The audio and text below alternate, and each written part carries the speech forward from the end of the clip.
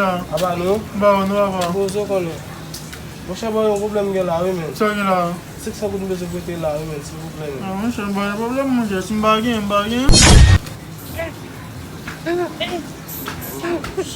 Oh, boy.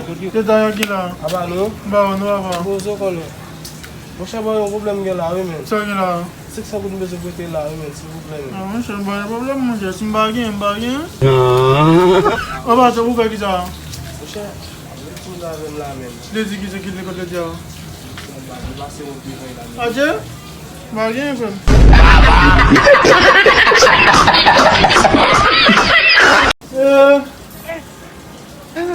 Kounya la nan mi lupon? E jen bam fon si da e jen gason yo met a pi yo la. Pe pa isen nou pal kriye. Hey, mbano men. Mwen men men, mwen kote mwen sa blade bon kop men ou ga fè zot yon asin. Kounya la nan mi lupon?